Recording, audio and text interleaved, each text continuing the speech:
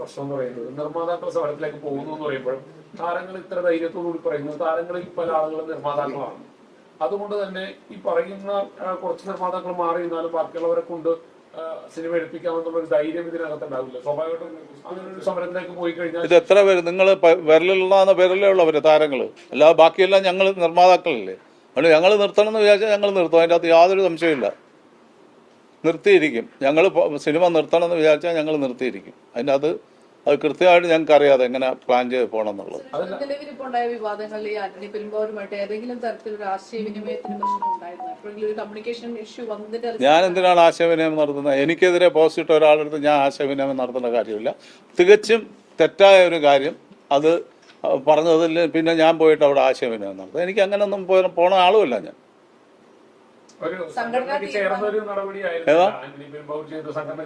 അല്ല, അങ്ങനെ ചെയ്യാൻ പാടില്ല.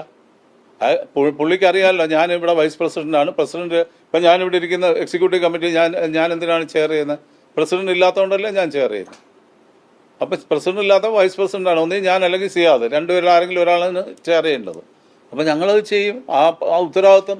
പിന്നെ ഇതൊരു സംയുക്ത സമ്മേളനമായിരുന്നു, നിങ്ങൾ കണ്ടാണല്ലോ. സംയുക്തമായിട്ടുള്ള ഒരു മീറ്റിംഗ് ആയിരുന്നു.